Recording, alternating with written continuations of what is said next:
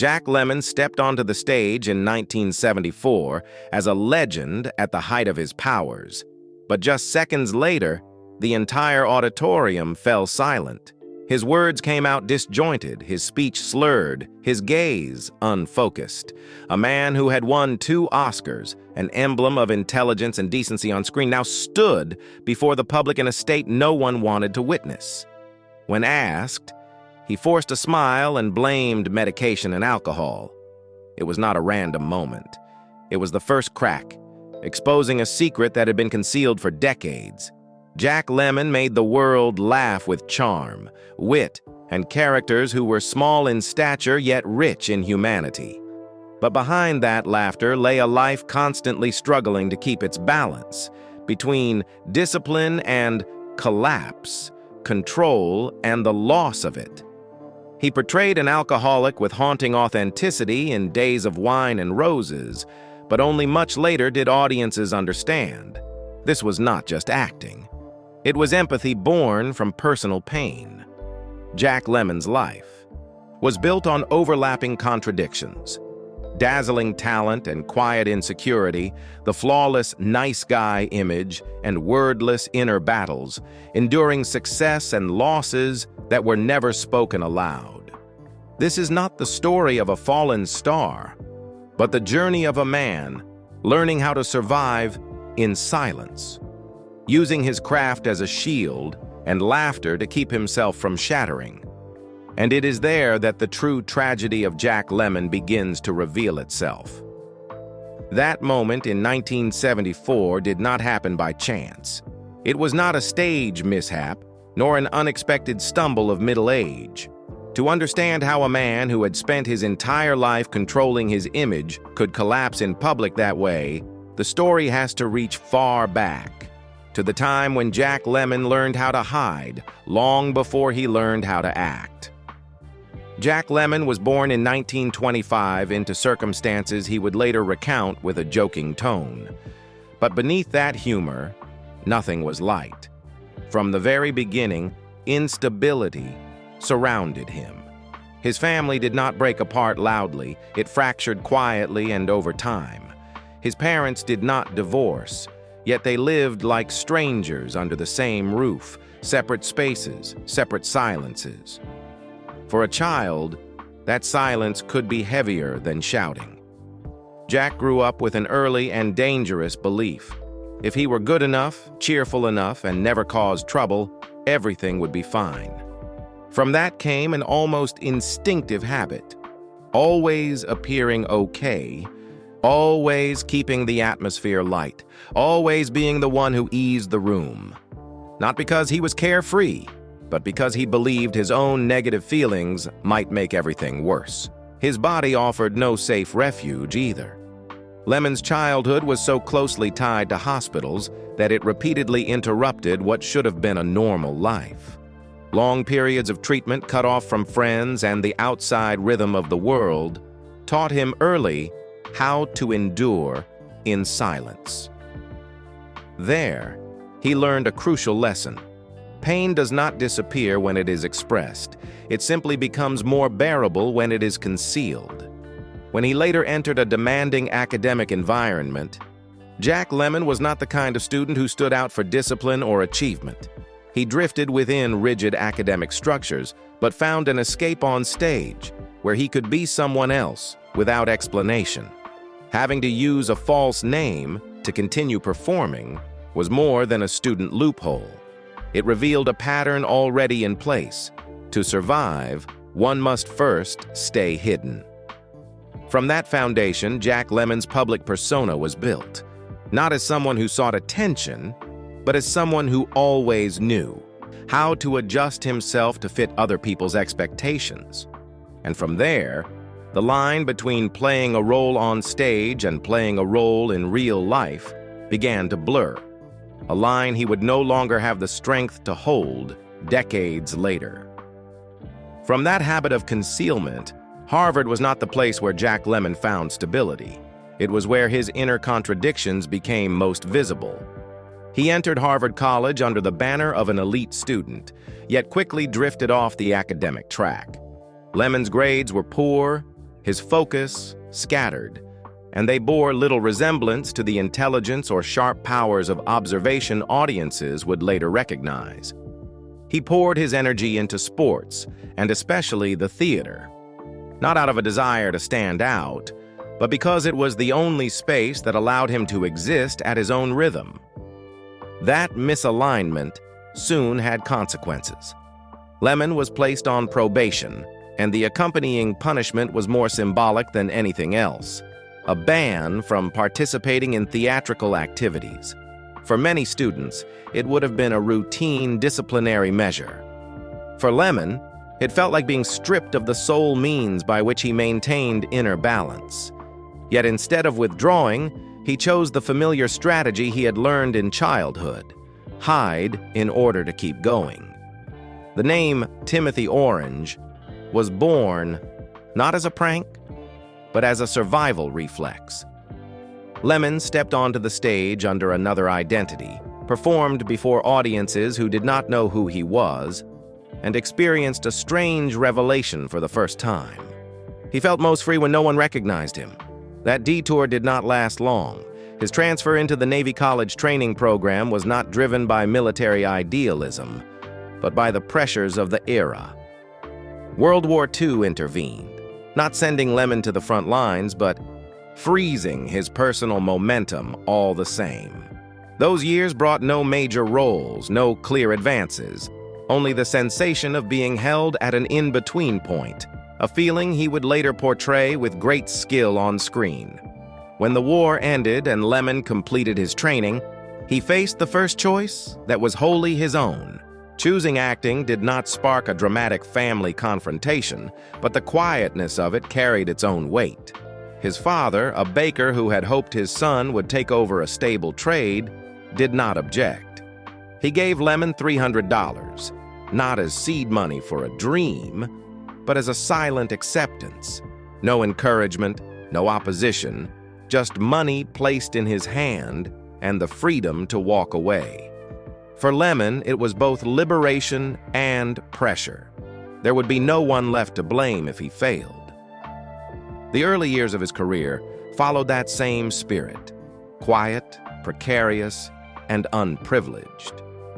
Lemmon took on all kinds of work in radio and television.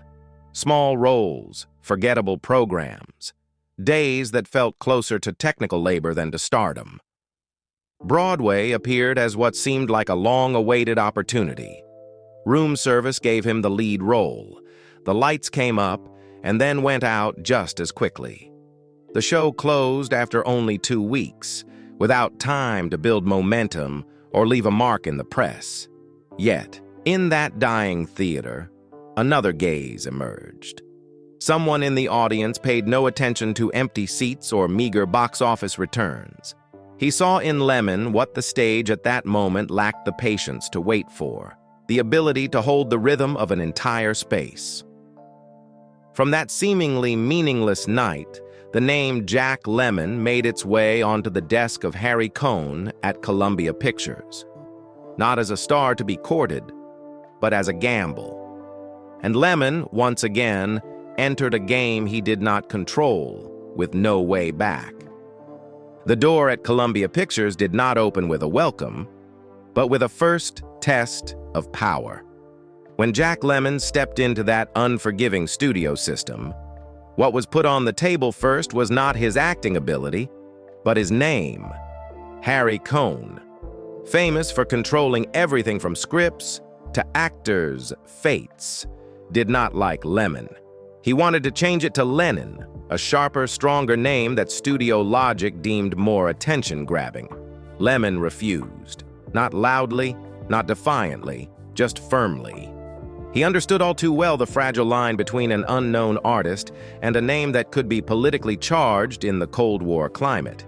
It was not a bold stand, but a survival instinct honed by years of guarding himself against dangerous misunderstandings. Keeping his name did not bring special favor. It Should Happen to You, 1954, became his first real trial. On set, Lemmon was not coddled. He was watched, scrutinized, and bluntly critiqued. George Cukor, the renowned director, refined yet unsparing, immediately identified Lemmon's weakness: too much. Too many gestures, a rhythm that tried to fill every gap, emotions spilling out instead of flowing precisely where they belonged. Lemmon did not grow defensive, he listened. And in that moment, a principle took shape. Not as a professional tip, but as an inner realignment. Restraint is not absence, but control. That lesson did not make Lemmon cold. It made him dangerous in a quiet way. When the camera rolled, he learned to stand still, to let the character emerge on its own rather than forcing it forward. It should happen to you. Succeeded commercially, and audiences began to notice a face that was understated yet hard to look away from. Lemmon did not become a star overnight, but he was recognized as someone who could hold a frame without commandeering it, rare in an era of showy performances. That success brought Lemmon back to the negotiating table with Harry Cohn, this time from a different position. He signed a 7-year contract with Columbia, an unusually long term for an actor not yet an A-list star. But it was the accompanying clause that stood out. Lemmon was allowed to make films outside the studio, a privilege few young actors enjoyed at the time. Not because Cohn had softened, but because he saw long-term value in someone difficult to pigeonhole. For Lemmon, the clause meant more than professional freedom. It was an emergency exit for a man who had always known this. If confined too long within a single image, he would be the first to suffocate. The freedom Lemmon had just secured in his Columbia contract barely had time to take effect before a completely chance encounter pushed him into the most dangerous turning point of his career so far. On the studio lot, he struck up a conversation with an older man, quiet, unsmiling, offering no long introduction. Only when an invitation to join a project was mentioned did Lemmon realize he was speaking to John Ford. The film was called Mr. Roberts, and it was unlike any opportunity he had faced before. The cast assembled some of the largest egos in Hollywood: Henry Fonda, James Cagney, William Powell. Lemmon entered from a far more modest position, a supporting role within a power structure already firmly set. Precisely because of that, he became the one who saw most clearly the fractures forming beneath the surface. On set, the tension did not come from the script, but from the people. Ford and Cagney clashed repeatedly. The atmosphere grew thick with carelessness, irritation, and unspoken power struggles. Ford was described as abrasive and unpredictable, ready to assert authority through anger. The conflict escalated to the point that Henry Fonda was drawn in, and a physical altercation occurred, something rarely acknowledged publicly, but revealing enough to show a production slipping out of control. Then Ford was forced to leave the project for gallbladder surgery. With the film unfinished, the director was replaced. Marvin Leroy stepped in, followed by Joshua Logan, who reshot many scenes according to his theatrical sensibilities. The schedule stretched, costs ballooned, and what should have been a career boost began to resemble a runaway gamble. Amid the chaos, Lemmon held no power to decide anything, but he had something else: an ability to steady human rhythm. Taking no sides and fueling no conflict, he became a rare point of equilibrium among colliding personalities. His role in the film was supportive, yet that very restraint made the character come alive, memorable without being swallowed by larger stars. When Mr. Roberts premiered, all the grim predictions were overturned. The film was a major success both commercially and critically. The real shock, however, lay in the awards race. The big names were left out, while Jack Lemmon, the least noticed going in, stepped onto the stage to accept the Academy Award for Best Supporting Actor. It was not a prize for showmanship, but for a kind of presence that was quiet and indispensable. From that moment on, Hollywood was forced to look at Lemmon differently. Not as a promising comic actor, but as someone who could emerge from chaos with the one thing intact: precision in performance. That first Oscar did not place Lemmon in a safe zone. It put him squarely on the radar of directors who came knocking only when they wanted to break a mold. And the one who saw this most clearly was Billy Wilder. Wilder did not seek Lemmon for a conventional comedy role. He brought an idea that sounded like a dangerous joke. Two male musicians disguising themselves as women to escape the mafia.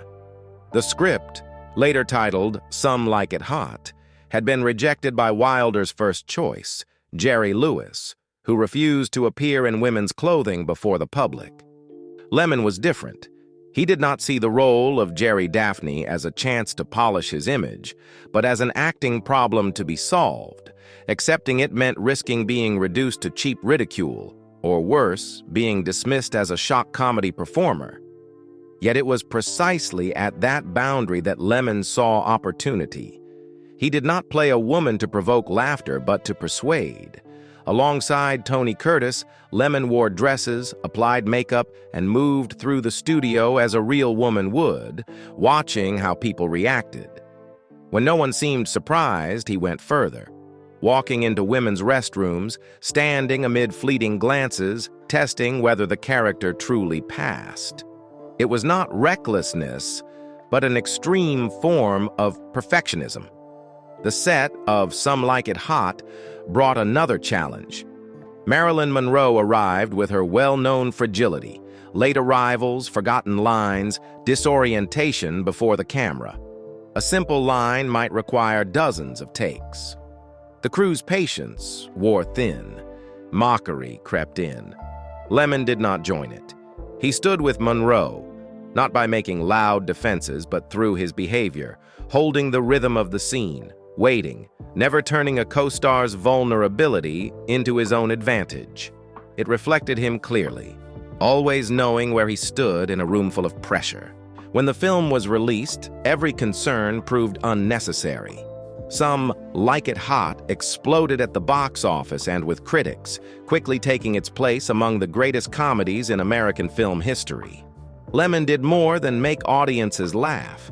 He made them believe in Jerry Daphne, a character at once absurd, vulnerable, and deeply real. The role earned him a nomination for Best Actor, a clear sign that he had crossed the line from outstanding supporting actor into the center. A smaller story behind the scenes says even more than the gold statuette.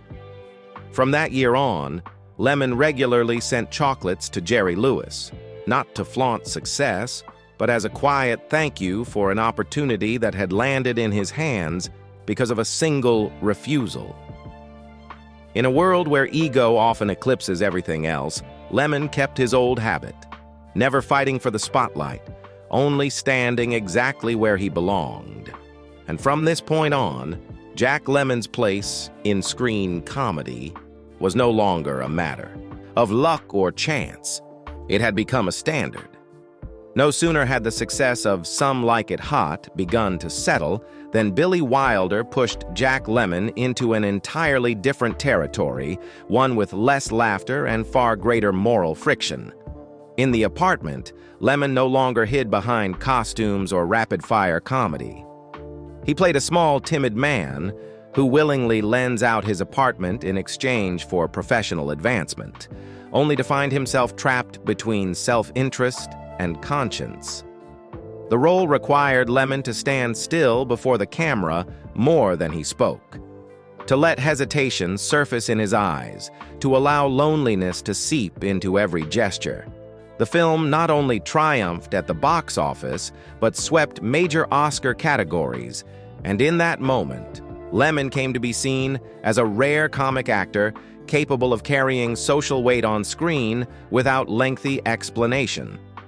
It was precisely then that another anxiety emerged, the fear of being typecast. Lemmon understood Hollywood's machinery well. A successful formula would be repeated until it was exhausted. Rather than settling into safety, he made a sharp turn toward a choice that raised eyebrows. Days of Wine and Roses. The role of a man spiraling into alcoholism allowed no charm and offered no refuge in comic restraint. To prepare, Lemmon quietly observed recovering alcoholics at Lincoln Heights Correctional Facility. He was not searching for cinematic tragedy. He confronted trembling bodies and uncontrollable convulsions, images that lodged in memory far longer than any line of dialogue. When the film was previewed, the reaction landed like a cold slap. Around 40 couples stood up and walked out midway through, unable to endure watching the familiar Jack Lemmon being eroded piece by piece. On set, the immersion went further than anticipated. In a scene where the character is strapped into a straitjacket, Lemmon did not merely act withdrawal, he plunged into it. His breathing fell out of control, his body reacted violently, and the crew had to intervene to bring him back to the present. The moment was not engineered for drama. It was the consequence of an actor who had opened an inner door too wide. When Days of Wine and Roses reached theaters, the response reversed completely. Critics saw in Lemmon a layer of performance that comedy had only hinted at before, the ability to endure a role without softening it. The Oscar nomination arrived as confirmation that he had not only changed direction successfully, but had proven something Hollywood long doubted, that some actors can pass through laughter to touch pain directly and return without losing themselves. After Days of Wine and Roses, Jack Lemmon entered the 1970s with a familiar sensation. He had proven his ability, yet had not reached what he truly wanted to say. From that state, he placed a wager on Save the Tiger, a project aimed neither at laughter nor comfort, but at the rot of the American dream through the portrait of a middle-aged businessman collapsing from within. Paramount was cautious. They agreed only if the budget stayed under $1 million, a harsh limit for a heavy psychological drama. Lemmon understood this meant cutting into himself. He slashed his salary and accepted stringent production conditions, because for him the question was no longer, will it make money, but will it be said?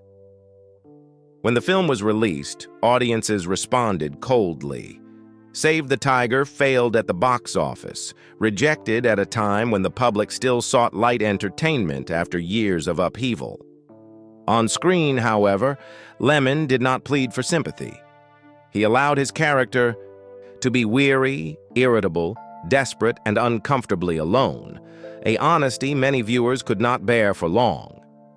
That very paradox created a turning point. Critics recognized an uncompromising performance, one in which Lemmon used a character's exhaustion to expose the exhaustion of an entire generation. In 1974, the Academy Award for Best Actor came to him not as a reward for a hit film, but as belated recognition of a choice that dared to exact a price. And then, in that same year, a brief moment on stage opened yet another layer of contradiction. While presenting an award to James Cagney, Lemmon's speech became disjointed, his words slurred, his gaze unfocused. Before television cameras, the image of a man twice honored with Oscars, an emblem of intelligence and decency on screen, suddenly slipped off its familiar track. He explained it as a mixture of medication and alcohol, an evasion sufficient to end the evening, but not enough to extinguish suspicion. 2 years later, when Lemmon was cited for driving under the influence, the long, simmering question refused to stay buried. The public began to revisit his portrayals of addiction through a different lens. The trembling hands, the unfocused eyes, once praised as brave acting, acquired a troubling new weight. Perhaps they were not merely technique, but traces of a battle that had never been spoken aloud. The cracks that surfaced in the mid-1970s did not appear out of nowhere.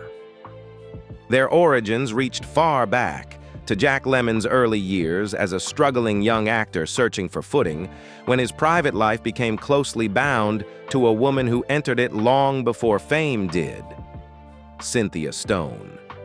They met in 1950, at a time when Broadway was still the place where Lemmon invested all his hopes.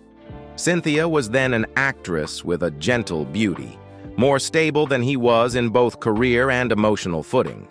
The initial attraction came quickly, carrying with it a rare sense of safety for Lemmon, a kind of emotional home amid endless auditions and nights of performance with no certainty about tomorrow.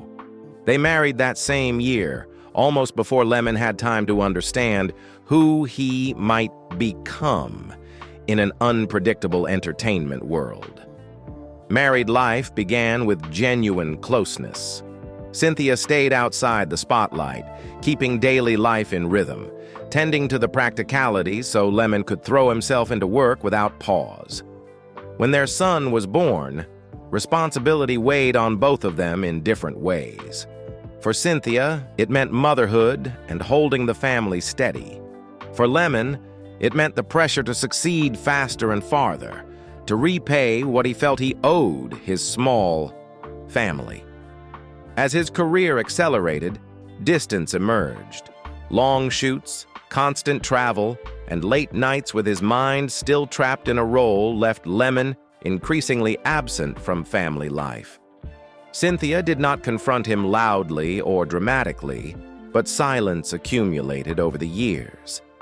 Their shared home gradually became a place Lemmon passed through between projects, while Cynthia carried the part of life he no longer had the energy to reach. The conflicts did not explode theatrically. They drained both of them slowly. Lemmon entered his most demanding professional period under the pressure of major directors, bringing anxiety and tension home with him. Cynthia faced the feeling of being left behind, raising a child while waiting for a husband who was drifting farther away.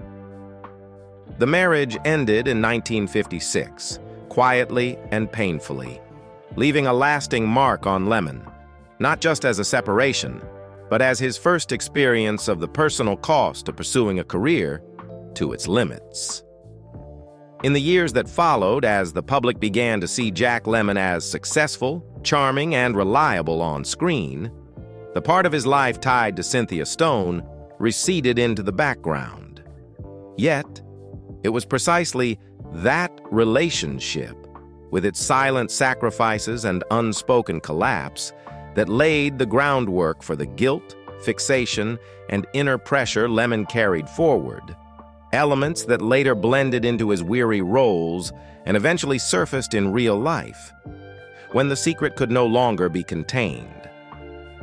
After the failure of his first marriage, Jack Lemmon entered another phase of his life, quieter, more cautious, with a clear awareness that talent and success alone were not enough to keep a private life intact.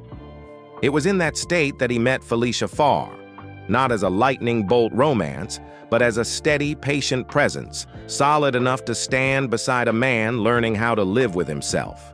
Felicia entered Lemmon's life when he was already a sought-after name, yet also beginning to brush against inner limits invisible to the public. She was an actress, understood the profession, the erratic rhythm of film sets, and the long silences that followed heavy roles. Their bond did not form around rescue or dependence, but around mutual endurance, a foundation Lemmon had lacked in his first marriage. They married in 1962 as Lemmon's career was shifting decisively toward more complex and darker roles. Life with Felicia was not loud or showy, but it was not easy either. Lemmon brought into this marriage a punishing work schedule, simmering insecurities, and a habit of using alcohol to dull pressure. Felicia neither stood apart nor tried to control him. She chose to stay, to observe, and to carry the stabilizing weight of the household. When their daughter Courtney was born in 1966, that role became even clearer.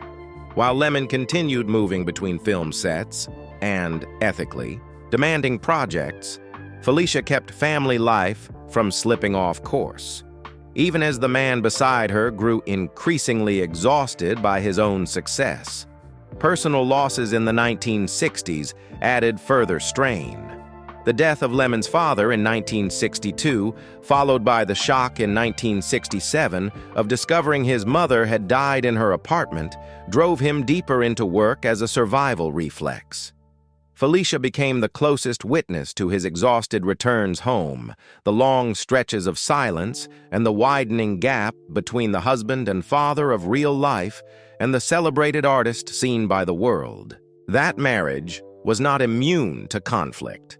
Alcohol, emotional absence, and roles that increasingly mirrored Lemmon's inner darkness created distances difficult to name. Felicia neither left nor romanticized reality. She stayed in a relationship that demanded endurance more than romance, where love was bound to responsibility and tolerance. That very persistence allowed the marriage to last for decades. Alongside professional highs and lows and secrets, Lemmon was still not brave enough to face publicly. While audiences saw Jack Lemmon as intelligent, charming, and ever deeper on screen, Felicia Farr lived with another version of him, the man constantly trying to balance family fame and quiet addictions. The relationship did not erase pain, but it became the only space where Lemmon could exist without performing, even as he remained unready to fully acknowledge the truth about himself. After the years when his public image began to fracture, Jack Lemmon did not retreat from the profession, as many assumed he would. He chose a harder path, continuing to step in front of the camera in roles that demanded greater moral clarity and heavier psychological weight than anything he had carried before. The China Syndrome marked that moment. As a nuclear engineer who uncovers concealed dangers, Lemmon did not play tragedy through outbursts. He built the character from suppressed anxiety, from the gaze of a man who understands that the truth can destroy everything and must still be spoken.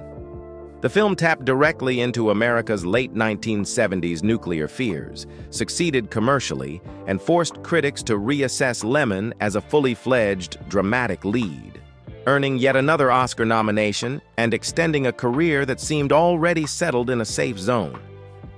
That severity was pushed even further in Missing.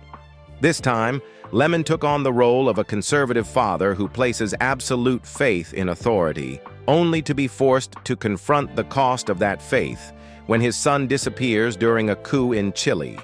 His performance does not seek instant sympathy. It unfolds slowly and austerely, then suffocates the audience with the layered collapse of belief.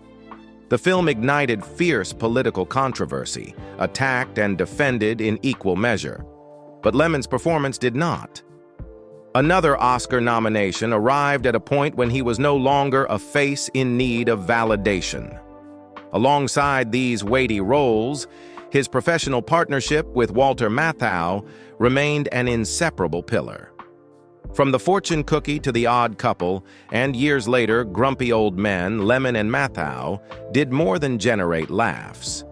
They created a rare depiction of male relationships in American cinema, simultaneously adversarial and interdependent, where comedy became a way to conceal fears of aging, of being left behind, of losing relevance. In these pairings, Lemmon was often the moral center, the more vulnerable figure, a role that mirrored his own inner life at the time. Not every return was welcomed. Buddy Buddy, which reunited Billy Wilder with Lemmon and Matthau, was expected to be a triumphant revival. The reality was harsh. The film failed badly, was panned by critics, and became one of the rare falls that could not be explained away by circumstance. Lemmon found himself in a familiar paradox. Still deeply respected as an actor, yet no longer protected by the glow of a project's prestige. It was precisely in that precarious space that he kept working, not to prove something new, but to preserve a professional honor built over decades of uncompromising labor.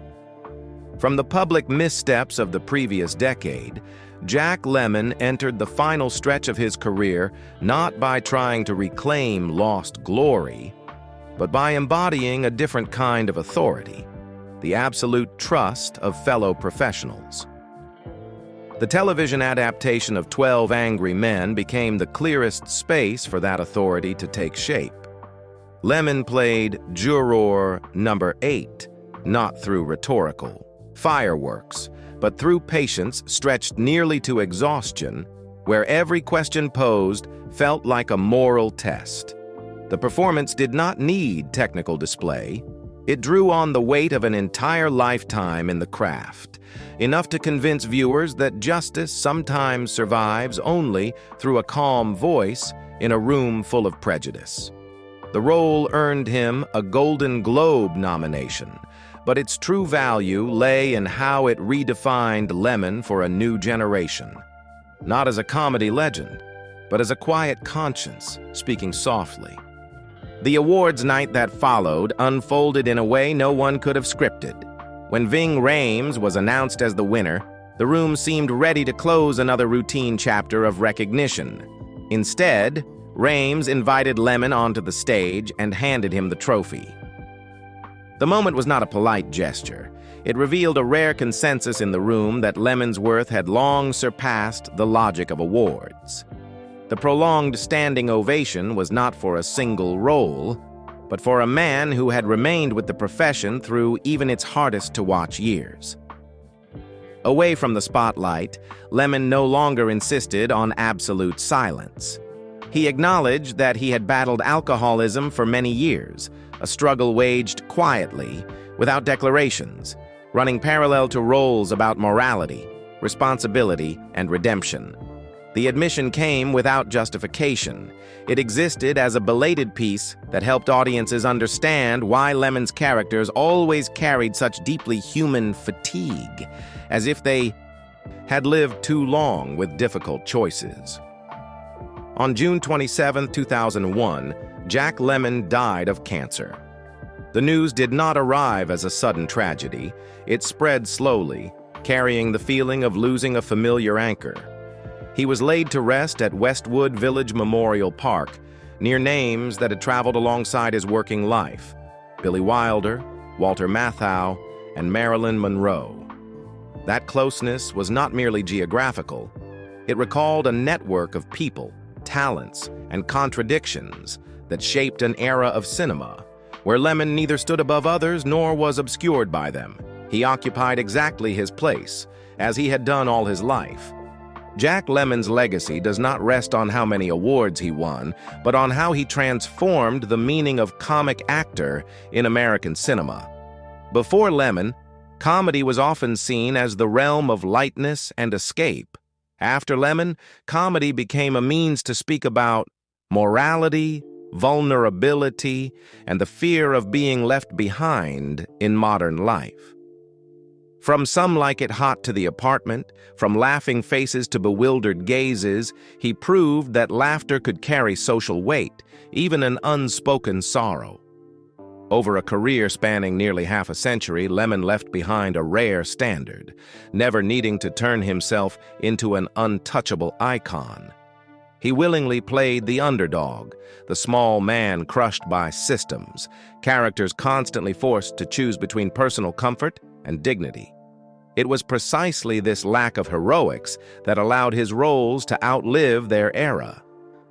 Lemmon's characters do not age, because the society trapping them still bears the same cracks. To colleagues, Lemmon was a trustworthy partner, someone who listened, who yielded rhythm, who could support others shine without losing himself. To critics, he was proof that subtle acting could outweigh any dramatic crescendo. To audiences, Lemmon was a strange sense of safety.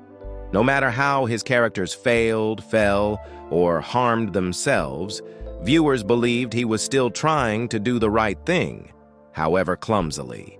Today, when people remember Jack Lemmon, they recall not only Some Like It Hot, The Apartment, or the classic exchanges with Walter Matthau. They remember a man who devoted his entire career to standing beside the small and overlooked, those out of step with systems, fragile amid crowds, and always paying a price for moral choices. Lemmon did not use comedy to hide sorrow. He used it to allow sorrow to exist without shame. He made audiences laugh, and then, in the very next moment, forced them to confront the most fragile part of themselves. That is rare, difficult, and impossible to measure by trophies or rankings. If you have ever laughed at a Lemmon character and then fallen silent upon realizing how uncomfortably much you resembled him. If you have ever believed that a comic actor could still speak the harshest truths about humanity. If you have ever felt comforted by the idea that decency and conscience still have a place in cinema. Leave a word of farewell for the man who lived his entire life between laughter and shadow. And if you wish to continue this journey of discovering the real people behind Hollywood legends, support the channel so we have reason to keep telling stories like these. Stories that deserve to be heard.